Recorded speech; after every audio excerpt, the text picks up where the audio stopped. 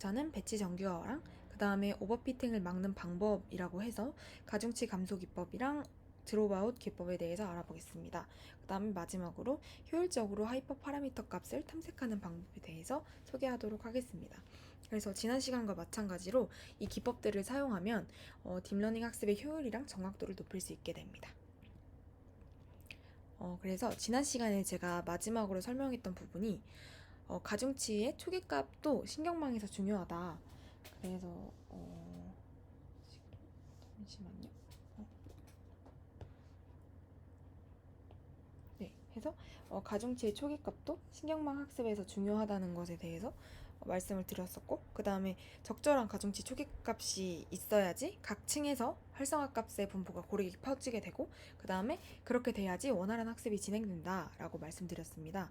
그래서 활성화 분수의 종류에 따라서 자비의 초기값이랑 희 초기값이 있었어요. 그래서 이 두 가지에 대해서 알아봤는데, 그러면 이제 만약에 이렇게 가중치 초기값을 이렇게 일일이 지정을 해줘야 되면 귀찮잖아요. 그래서 이 초기값에 의존하지 않고 학습을 잘 진행시킬 수 있는 방법은 없는지에 대한 의문이 들 수가 있어요. 그래서 이것에 대한 해답이 바로 배치 정규화입니다. 그래서 배치 정규화 알고리즘은 이제 대부분의 사람들이 사용한다고 합니다. 그래서 배치 정규화는 뭐냐면 학습하는 과정 자체를 전체적으로 안정화를 해서 학습 속도를 가속시킬 수 있는 근본적인 방법입니다. 그래서 각 레이어마다 정규화하는 레이어를 둬요. 그래서 이게 한 레이어고 그다음에 이게 또 한 레이어인데 얘네 각 레이어마다 정규화할 수 있도록 이 정규화하는 레이어를 두어서 변형된 분포가 나오지 않도록 그러니까 활성화 값이 적절하게 분포되도록 이 정규화 배치 정규화 레이어를 통해서 조절을 한다는 거예요. 그래서 저희가 초기 값을 가중치 초기 값을 지정을 해주는 게 활성화 값이 적절히 분포되게 하려고 지정을 한 건데, 그냥 그러지 말고 그냥 각 레이어마다 정규화를 시켜줘서 그 초기 값을 안 해줘도 적절하게 활성화 값이 분포되도록 해주는 거예요. 그래서 우리가 배치 정규화를 하는 이유, 그래서 배치 정규화의 특징을 좀 알아보면 학습을 빨리 진행할 수 있습니다. 그래서 학습 속도가 개선이 된다는 점이 있고, 그 다음에 초기값에 크게 의존을 하지 않아요. 그래서 저희가 처음에 의도했던 대로 초기값 설정에 그렇게 큰 주의를 기울이지 않아도 된다. 그래서 그 초기 과정이 삭제되고요. 그 다음에 오버피팅을 억제해줍니다. 그래서 나중에 이제 뒤에 나오겠지만 오버피팅을 억제하는 기법에는 드롭아웃이랑 그 다음에 가중치 감소가 있어요. 근데 이 두 가지에 대한 필요성이 감소하게 되는 거죠. 그래서 원래는 딥러닝의 학습을 긴데 줄여주기까지 하고, 그 다음에 초기값을 고르기 위한 우리의 고민하는 그 과정을 삭제해주고, 그 다음에 이런 오버피팅 같은 저희의 골치 아픈 요소들을 제거해주니까 이제 이 배치 정규화는 딥러닝 학습에 있어서 그런 부정적인 요소들을 제거해준다고 볼 수 있습니다. 그래서 배치 정규화 알고리즘에 대해서 알아보면 배치 정규화는 이런 미니 배치 단위로 정규화를 해요. 그래서 데이터 분포의 평균이 0, 그 다음에 분산이 1이 되도록 정규화를 진행합니다. 그래서 이 식에 의하면 이게 평균을 이제 0으로 만드는 과정이고요. 그 다음에 이게 분산을 1로 되도록 만드는 과정이에요. 그래서 이 다한 과정을 이제 나누게 되는 과정이 있는데, 여기서 이 아이는 이제 아주 작은 값이라서 만약에 이 분산이 0이 될 경우에 0으로 나누게 되는 사태를 방지하기 위한 값입니다. 그래서 이 수식 자체를 막 이해하려고 노력을 할 필요는 없고, 그냥 이런 식으로 배치 정규화 알고리즘이 구성되어 있구나 라고 이해하는 수준이면 될 것 같습니다. 그래서 이런 과정들을 이제 활성화 함수의 앞이나 뒤에 삽입을 하게 되고, 그렇게 되면 이제 데이터 분포가 치우치는 것을 방지할 수 있게 됩니다. 그 다음에는 이제 이 첫 번째에서 이 데이터 분포의 평균을 0, 그 다음에 분산을 1이 되도록 정규화를 했으면, 두 번째 과정에서는 이제 그 각각의 정규화 계층마다 그 해당 데이터의 고유한 확대랑 이동하는 그 변환을 수행을 하게 됩니다. 그래서 방금 전에 구한 이 값에다가 이제 이 값을 곱해줘요. 근데 이거는 이제 확대시키는 역할을 하는 거고요. 그 다음에 뒤에 더하는 이 베타 값은 이제 이동시켜주는 역할을 해요. 그래서 첫 번째에서는 이제 1과 0으로부터 시작을 해서 학습하면서 적절한 값으로 조정한다고 합니다. 그래서 이러한 과정이 이제 배치 정규화 알고리즘 과정이고요. 그래서 배치 정규화를 하게 되면 그 효과가 뭐냐 하면, 앞에서 말했듯이 학습이 빨라지고, 그 다음에 가중치 초기 값에 크게 의존하지 않아도 됩니다. 의존하지 않아도 되게 됩니다. 그래서 지금 보시면 이 그래프가 배치 정규화를 적용시킨 건데 이쪽 그래프가 그 안 한 거, 배치 정규화를 안 한 모습이고 이게 한 모습이에요. 그러면 당연히 딱 배치 정규화가 효과가 있음을 알 수가 있죠. 학습이 빨리 잘 진행된다는 것을. 그 다음에 또 보시면 이쪽 오른쪽 그림은 가중치 초기값의 표준 편차의 변화를 줘서 학습 경과를 관찰한 그래프예요. 그래서 지금 보시면 가중치 초기값에 연연하지 않는다는 걸 알 수 있는 게 이 점선으로 된 게 그냥 그거예요. 그 가중치 초기값의 변화를 준 거고 그 다음에 이 실선으로 된 부분이 그 배치정규화 이용한 거거든요. 그래서 전반적으로 딱 봤을 때 거의 모든 케이스에서 배치정규화를 사용했을 때가 학습 진도가 빠르죠. 그 다음에 배치정규화를 이용하지 않는 경우에 이 점선으로 표시된 부분을 보시면 초기값이 잘 분포가 돼 있지 않으면 아예 이렇게 학습이 잘 안 되는 이런 모습도 확인을 할 수 있습니다. 그래서 지금 여기 위에 적혀 있는 게 그 가중치 초기값의 표준 편차예요. 그래서 이런 표준 편차에 따라서 어떻게 진행되느냐를 봤는데 지금 배치 정규화 그래프의 경우에는 거의 영향을 안 받는 걸 알 수 있죠. 가중치 초기값의 영향을. 근데 이제 그 배치 정규화를 안 썼을 때는 그 초기값에 엄청난 영향을 받는 걸 알 수 있죠. 네. 이제 그 다음 주제는 오버피팅을 막는 방법인데 먼저 오버피팅이 뭐냐 하면 이제 과적합이라고도 하는데 저희가 훈련시킨 그 신경망이 훈련 데이터에만 지나치게 적응이 되어서 그 다른 데이터 이제 범용적인 데이터에는 제대로 대응을 하지 못하는 상태를 오버피팅이라고 합니다. 그래서 근데 이제 우리가 하는 기계학습은 범용 성능을 지향을 하잖아요.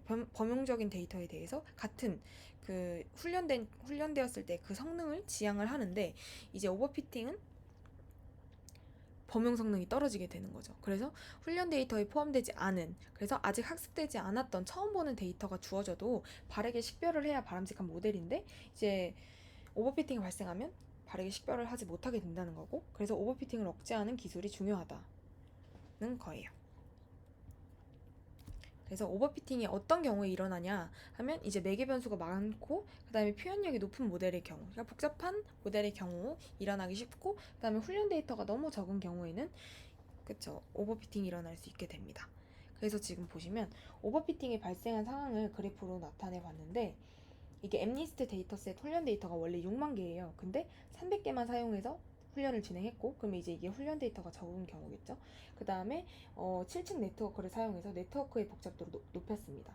그 다음에 각 층의 뉴런의 개수를 100개로 했고 그다음 활성함수는 렐로를 사용한 그 결과값인데 지금 보시면 이 훈련 데이터랑 트레인 데이터랑 이쪽이 테스트 데이터인데 그 정확도의 차이가 지금 엄청나게 크죠. 이쪽이 세로축의 그 정확도인데 그 차이가 엄청나게 큰 걸 알 수 있고 그래서 이게 지금 오버피팅이 발생했다는 상황이에요. 그래서 이 모델이 훈련 데이터에는 튀게 막 100% 나올 정도로 지금 여기 한 100에폭 정도에서는 거의 지금 100% 훈련 데이터에 대한 정확도가 100%거든요. 근데 이제 그런 거에 비해서 그 테스트 데이터를 넣었을 때는 엄청 성능 차이가 심하다는 거죠. 그래서 이게 오버피팅이 발생했다고 볼 수 있습니다. 그래서 이 오버피팅을 막는 방법 등을 소개할 건데 먼저 가중치 감소가 있습니다. 그래서 가중치 감소 기법은 어떤 거냐 하면 큰 가중치가 있다면 그에 맞게 큰 페널티를 부과하는 거예요. 그래서 오버피팅을 억제하는 기법인데 왜 이게 효과가 있냐면 실제로 가중치 매개 변수 값이 크기 때문에 오버피팅이 발생하는 경우가 많다고 해요. 그래서 가중치 매개 변수 값을 줄여주는 역할을 하는 것이 오버피팅을 억제할 수 있다는 그런 기법이 등장하게 된 거예요. 그래서 가중치의 제곱 노름이라는 것을 손실함수에 더해서 가중치가 커지는 것을 억제하게 됩니다. 그래서 이 L2 노름, 그러니까 제곱 노름이 뭐냐면 만약에 가중치가 이런 가중치가 있었어요. 그러니까 가중치가 여러 개가 있는 거죠. 그랬을 때 L2 노름은 그 각각의 가중치를 제곱한 거에 루트를 씌운 값이에요. 그래서 이 값을 이제 만약에 가중치가 있을 때 이게 L2 노름이라는 것을 딱 거치면 값이 이렇게 된대요. 그래서 가중치 제곱에다가 2분의 1 곱하기 람다 한 값인데 여기서 이 람다는 정규와 세기를 조절하는 하이퍼 파라미터예요. 그래서 이 람다 값에 따라서 이제 어떻게 정규화가 될 건지 그런 걸 결정해주는 그런 변수인 거고, 그래서 이 값이 클수록 큰 가중치에 대한 페널티도 커진다고 합니다. 그래서 이 값을 더해줌으로써 그 손실함수에도 더해줌으로써 이제 손실함수를 줄여 나가는 거죠. 가중치가 커지는 것을 억제하고, 저희의 가장 큰 목표는 그 딥러닝 학습의 목표가 손실함수를 줄이는 거니까. 네. 그래서 모든 가중치 각각의 손실함수에다가 이 값을 더하게 됩니다. 그래서 이 가중치 감소의 특징은 뭐냐면, 구현이 되게 간단하겠죠. 앞에 계산한 것만 그냥 그 손실함수에 더해주면 되니까. 그 다음에 얘는 지나친 학습을 억제할 수 있습니다. 그 가중치가 큰 애들 값을 줄여주니까 그 가중치가 컸을 때 해당 데이터가 되게 학습에 큰 영향을 주잖아요. 근데 그런 지나친 학습들을 억제할 수 있다는 거죠. 그래서 아까 그 그래프, 오버피팅이 발생한 그래프고, 이제 오른쪽 그래프가 가중치 감소 기법을 적용한 모습인데, 확실히 이 차이가 줄었음을 알 수가 있죠. 근데 엄청나게 크게 드라마틱하게 변하진 않았지만, 그 다음에 지금 이 차이가 줄었음을 알 수가 있고, 그래서 오버피팅 억제 효과가 있다라는 것을 저희가 추측할 수 있습니다. 그 다음에 여기서 특징은, 여기서는 훈련 데이터가 100%에 도달을 했지만 여기서는 도달을 하지 못했다는 그런 특징이 있습니다. 그 다음으로 소개시켜드릴 기법은 드롭아웃 기법입니다. 그래서 얘는 신경망 모델이 복잡해질 때는 이 앞에서 배웠던 가중치 감소 기법만으로는 오버피팅을 억제하기 어렵다는 거죠. 그래서 그럴 때는 드롭아웃 기법을 사용한다고 합니다. 그래서 얘는 어떤 기법이냐 하면, 뉴런을 임의로 삭제하면서 학습하는 방법입니다. 그래서 훈련할 때 은닉층에 있는 뉴런들을 무작위로 골라서 삭제합니다. 그래서 지금 여기 이게 일반 신경망이고 이게 드롭아웃을 적용한 신경망인데, 지금 무작위로 노드들을 삭제하는 거예요. 그래서 이 삭제된 뉴런은 신호를 전달하지 않아요. 그래서 순전파로 학습을 할 때도 이제 얘네가 만약에 그 신호를 통과시키는 뉴런의 경우에는 그대로 역전파 때도 그대로 통과를 시키게 되고, 그 다음에 만약에 이렇게 꺼져 있는 그 차단시킨 뉴런의 경우에는 순전파 때도 차단됐으면 역전파 때도 차단된다는 거예요. 네, 그런 특징이 있고, 그 다음에 그 무작위로 골라서 삭제하는 거는 이제 훈련 때 데이터를 보낼 때마다 삭제할 뉴런을 무작위로 선택한다고 합니다.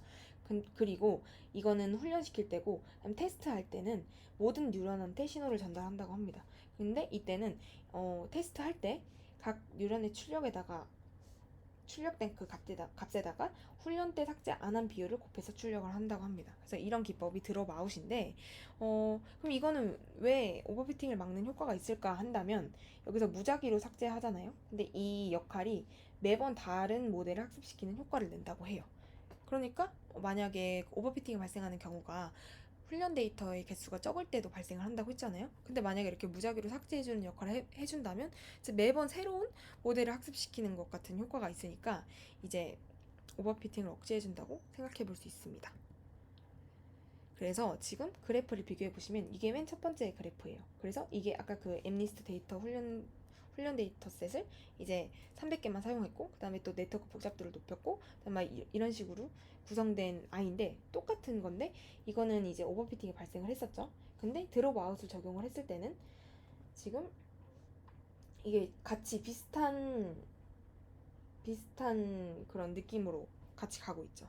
그 훈련 데이터랑 훈련했을 때랑 테스트했을 때가 차이가 그렇게 크지도 않고 같이 이렇게 정확도가 증가하고 있는 것을 알 수 있습니다. 그 다음에 여기서 특징은 또 얘도 이 정확도 차이가 줄어들었다는 그런 특징이 있고, 그 다음에 훈련 데이터에 대한 정확도가 100%를 도달하지 못했어요. 여기선 도달을 했었는데. 그 다음에 이제 마지막으로 효율적으로 하이퍼 파라미터 값을 탐색하는 방법에 대해서 소개해 드리려고 합니다. 그래서 하이퍼 파라미터가 뭐냐 하면, 이거는 각층의 뉴런 수, 그 다음에 배치 크기, 매개 변수 갱신 시의 학습률이랑 그 가중치 감소, 그런 값들이 이제 이 하이퍼 파라미터에 해당이 돼요. 그래서 이 값들 적절히 설정을 하지 않았을 때 모델의 성능이 크게 떨어질 수 있다고 합니다. 그래서 하이퍼 파라미터 값을 그때 맞는 그 적절한 값을 찾아주는 것도 성능에 영향을 미친다는 걸 알 수 있습니다. 그래서 중요하다는 것도 알 수 있죠. 그래서 검증 데이터라는 하이퍼 파라미터 값이 있어요. 검증 데이터라는 게 있어요. 그럼 검증 데이터는 뭐냐면 저희가 훈련 데이터랑 시험 데이터에 대해서는 앞에서 계속 언급이 됐었잖아요. 그래서 훈련 데이터는 언제 사용을 하냐면 매개변수 학습할 때 써요. 그래서 그 가중치 값이랑 편향값 이게 매개변수인데 우리가 그 모델을 신경망을 학습시킬 때 사용하죠. 이 훈련 데이터를. 그리고 그 다음에 그 신경망이 잘 학습이 됐는지 이제 범용적으로 사용할 수 있는지 그 성능을 평가할 때 시험 데이터를 씁니다. 그러면 이 검증 데이터는 뭐냐면 하이퍼 파라미터의 성능을 평가하는 데이터인 거예요. 그래서 이 하이퍼 파라미터 좀 적절한지 그 여부를 판단해 주는 게 검증 데이터라고 보시면 됩니다. 그래서 얘는 하이퍼 파라미터 전용이에요. 그래서 하이퍼 파라미터의 성능을 평가할 때만 사용합니다. 그래서 저희가 시험 데이터를 하이퍼 파라미터 성능 평가할 때 사용을 하면 안 돼요.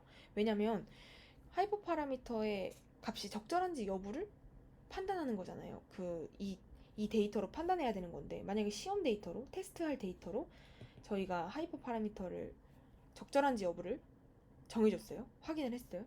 그러면 그러면 이 하이퍼 파라미터 값이 시험 데이터에 적합하도록 얘가 조정이 돼버릴 거 아니에요. 그러면 당연히 결과에는 좋게 나오겠죠. 그러니까 이게 지금 이 모델이 학습이 잘 된 건지 아니면 이 하이퍼 파라미터가 시험 데이터에 맞게 치우쳐져서 그런 건지를 알 수가 없으니까 그러면 이제 정확도가 그런 신뢰성이 떨어지잖아요. 그래서 이제 얘는 자기만 사용할 수 있는 이 하이퍼 파라미터만 사용할 수 있는 검증 데이터라는 애를 사용하게 됩니다. 그래서 이 시험 데이터에 오버피팅이 되기 때문에 범용 성능이 떨어지는 모델이 될 수 있습니다. 그래서 하이퍼 파라미터 값을 적절히 설정하지 않으면 모델의 성능이 크게 떨어질 수 있다라는 거고 그 다음에 보통 훈련 데이터의 20%를 검증 데이터로 분리한다고 합니다.